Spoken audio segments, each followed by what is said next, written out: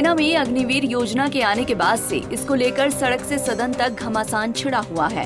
लोकसभा में विरोधी दल के नेता और कांग्रेस सांसद राहुल गांधी इस मुद्दे पर कई बार सरकार को घेर चुके हैं। शहीद कैप्टन अंशुमान सिंह की मां मंजू देवी सिंह ने जो कहा, आप उससे भी पूरी तरह वाकिफ हैं। अभी कुछ ही दिन पहले राहुल गांधी से मिलने के बाद मंजू देवी ने कहा था कि सेना में दो तरह की व्यवस्था नहीं होनी चाहिए, ये सैनिकों के लिए घातक है। ये उनका अनुभव है क्योंकि उन्होंने देश के लिए अपना बड़ा बेटा खोया है। तो वहीं विपक्ष सरकार की इस बात को लेकर जमकर आलोचना करता है कि अग्निवीरों को शहीदी का दर्जा नहीं दिया जाता है। इस बात को लेकर भी काफी विवाद है कि सरकार ये कहती है कि वो शहीद अग्निवीरों के परिजनों को 1 करोड़ रुपए की आर्थिक सहायता प्रदान करती है, जबकि विपक्ष बार बार ये साक्ष्य प्रस्तुत करता है कि उसने कई शहीद अग्निवीरों के परिजनों से मिलकर ग्राउंड जीरो पर ये महसूस किया है कि उन्हें कोई भी आर्थिक सहायता नहीं दी जा रही है। लेकिन अब इन्हीं तमाम तरह की बातों को ध्यान में रखकर सरकार अग्निवीर योजना को लेकर शायद सुधार की ओर बढ़ रही है। अब पूर्व अग्निवीरों के लिए बड़ी घोषणा की गई है, जिसके तहत CISF और BSF में 10% सीटें पूर्व अग्निवीर सैनिकों के लिए आरक्षित की गई हैं। CISF और BSF के महानिदेशकों ने गुरुवार को एक सरकारी मीडिया को साक्षात्कार देते हुए इस छूट का ऐलान किया है। सबसे पहले आपको बताते हैं कि सेंट्रल इंडस्ट्रियल सिक्योरिटी फोर्स यानी कि CISF के डायरेक्टर जनरल नीना सिंह का क्या कहना है। यूनियन होम मिनिस्ट्री ने पूर्व अग्निवीर सैनिकों की भर्ती के संबंध में एक महत्वपूर्ण निर्णय को अपनाया है। इस निर्णय के अनुरूप संबंधित बलों में कांस्टेबल के 10% पद पूर्व अग्निवीर सैनिकों के लिए आरक्षित किए गए हैं।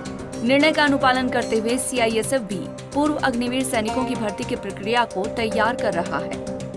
उम्र के मुद्दे को कोर में रखते हुए आगे नीना सिंह ने कहा कि भविष्य में कांस्टेबल्स की सभी नियुक्तियों में पूर्व अग्निवीरों के लिए 10% नौकरियां आरक्षित की जाएंगी। साथ ही शारीरिक परीक्षणों में भी उन्हें उम्र में छूट दी जाएगी। पहले साल में उम्र में छूट 5 साल के लिए है और उससे अगले साल में उम्र में 3 साल की छूट दी जाएगी। CISF के DG नीना सिंह का कहना है कि पूर्व अग्निवीर इसका लाभ उठा सकेंगे और CISF का खेमा ये सुनिश्चित करेगा। ऐसा करना CISF के लिए भी फायदेमंद होगा क्योंकि बल को प्रशिक्षित और अनुशासित कर्मी मिलेंगे।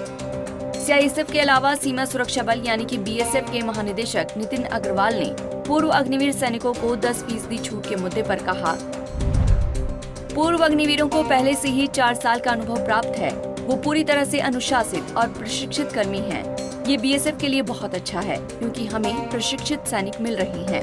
संक्षिप्त प्रशिक्षण के बाद पूर्व अग्निवीर सैनिकों को सीमा पर तैनात किया जाएगा। BSF के DG नितिन अग्रवाल ने कहा कि पूर्व अग्निवीरों की भर्ती से सभी सुरक्षा बलों को फायदा होगा। हम उनकी तैनाती का इंतजार कर रहे हैं। प्रशिक्षण देने के बाद उन्हें तैनात किया जाएगा।